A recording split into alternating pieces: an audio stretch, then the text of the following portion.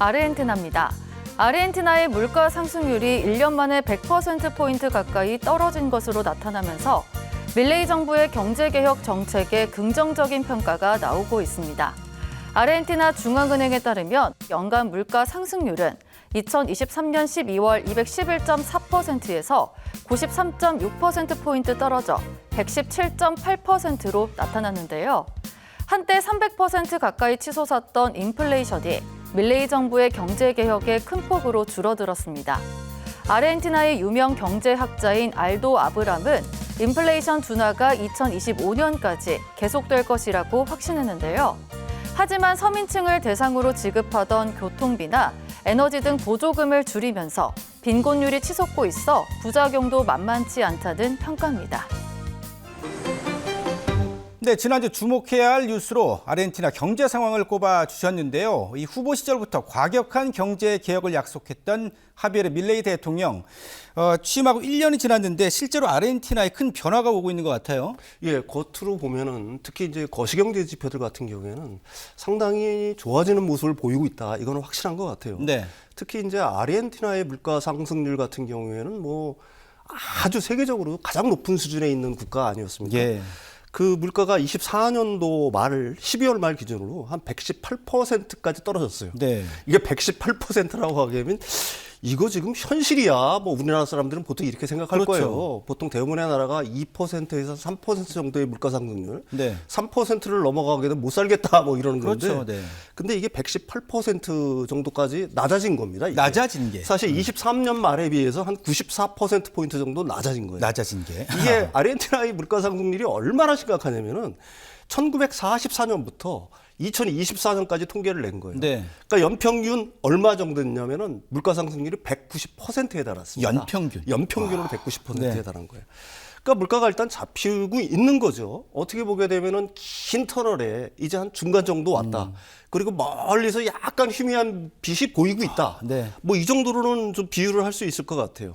근데 또 한 가지 특이한 점은 이 24년도에 전 세계 주식시장을 통틀어서 가장 많이 오른 국가가 바로 아르헨티나입니다. 예. 아르헨티나 메르발 지수라고 있어요. 우리나라 네네. 코스피처럼. 그게 170%나 상승을 야, 했습니다. 대단하군요. 미국 주식시장 좋았다고 하지만은 한 30%뭐 이 정도 오른 거잖아. 20, 네. 30%. 이게 170%를 오른 거예요.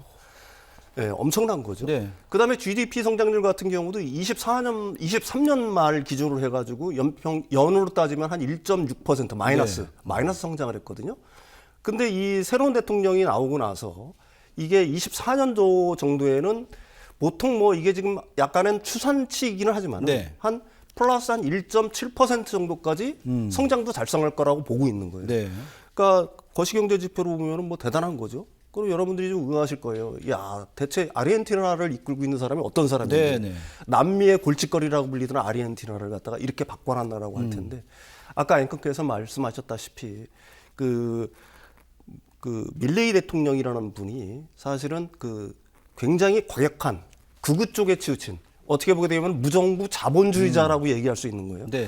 근데 이 양반 이력이 약간 좀 특이해요. 경제학자이면서 방송인 출신입니다. 네네.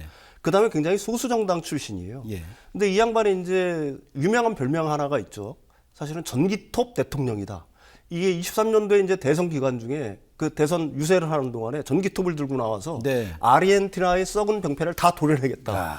뭐 이런 식의 어떤 그 선거 구호를 외쳤던 분이에요. 네. 그래서 아르헨티나의 어떤 지지율이 아르헨티나 국민들이 한 56%의 지지를 갖다 보냈습니다. 네. 사실은 이 아르헨티나의 어떤 현실, 자국에 대한 현실에 대해서 굉장히 깊은 불만을 갖고 있던 국민들이 야 이제는 진짜 못 살겠다 갈아보자 하고 네. 이분을 선택했던 거죠. 그래서 별명이 또 하나가 있습니다. 리틀 트럼프라고 하죠. 네. 그래서 이번에 트럼프 대통령 취임식 때도 이분이 그 초청을 받았습니다. 네. 보통 이제 국내 행사니까 외국 정상들을 잘 초청을 하지 않는데 네. 이 트럼프 대통령도 어떻게 보게 되면 스트롱맨이잖아요. 네. 굉장히 강성의 이미지를 갖고 있는 글로벌 그 우익 극우에 치우친 그 수상이라든지 대통령들을 갖다 초청을 했어요. 네. 그래서 거기도 일단 참석을 했고요. 뭐 네. 이탈리아 뭐 멜로니 총리는 뭐 대표적인 경우고요. 그렇다고 하면은 사실 이 양반이 이제 취임한 지 1년이 됐지 않습니까? 네. 그럼 이분은 도대체 어떻게 이 아르헨티나의 어떤 경제 개혁을 지금까지 좀 이루어왔다라고 이제 평가를 받고 있는데 과연 어떤 수단을 동원했을까를 1년 갖다가 동안? 네. 이해하실 필요가 있겠죠. 과감한 전기톱질을 했습니다. 아, 예. 무슨 얘기냐? 그동안 방만했던 어떤 재정 흑자를 갖다 대폭 줄이겠다. 네. 그래가지고 재정 흑자를 이루겠다. 사실은 재정 흑자까지는 아니고 24년도까지는 재정을 갖다가 그 적자를 보지는 않겠다. 그러니까 재정 적자 제로를 만들겠다라고 공언을 한 거예요. 네. 그래서 제일 먼저 한 일이 공무원, 국영기업 이 직원들을 갖다가 대량 해고에 나섰습니다. 목표는 24년도까지 한 7만 명 정도였다라고 하는데 그게 제가 알고 있기는 아직까지 확인은 안 된 거고요. 일단 한 9월 달 정도까지 3만 명을 갖다가 일단 해고를 했어요. 그다음에 이제 에너지, 교통 보조금 이걸 갖다가 대폭 삭감을 했습니다. 네. 그러니까 이게 뭐 그 가스료라든지 휘발유 가격들 같은 경우 뭐 다 올랐겠죠. 전기료, 수소료도 다 올랐겠죠. 그다음에 버스, 지하철 요금도 대폭 올렸습니다.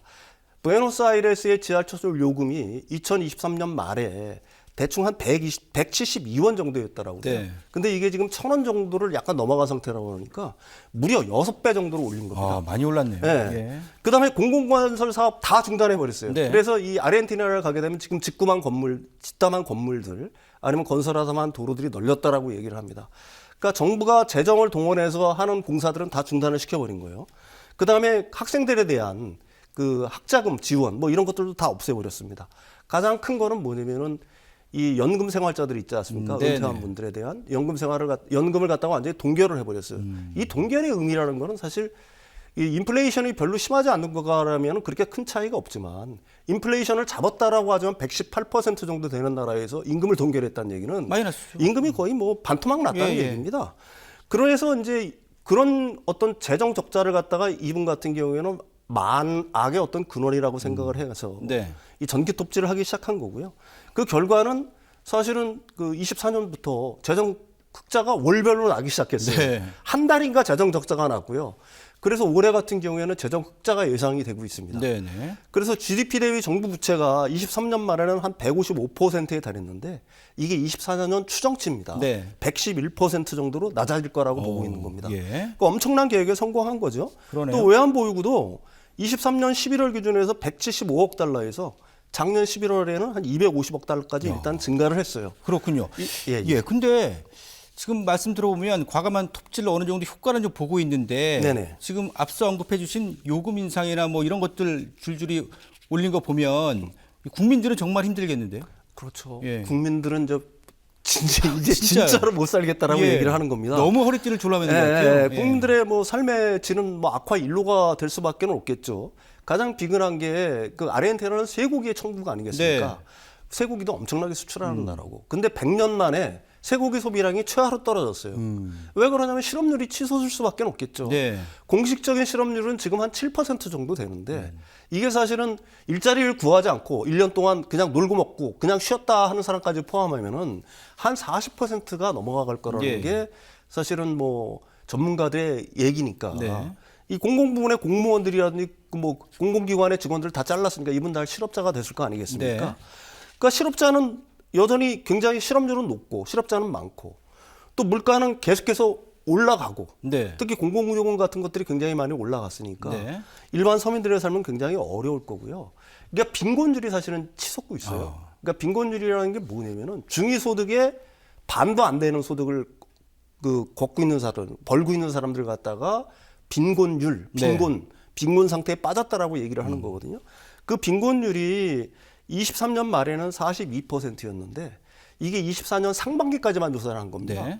53%로 무려 11%포인트가 올랐어요. 네. 그러니까 어떻게 보면 전 국민의 절반 이상이 예. 빈곤 상태에 놓여 있다라고 얘기를 할 수가 있는 거죠. 그다음에 뭐 아까도 말씀드렸듯이 이렇게 그 버스 요금이라든지 지하철 요금이라든지 각종 어떤 보조금들을 갖다 굉장히 많이 줬었는데 네. 그런 것들이 어떻게 보게 되면 계속 줄면서 서민들의 어떤 삶은 악화일로로 들어서고 있다. 네. 뭐 이렇게 얘기할 수가 있겠죠. 예.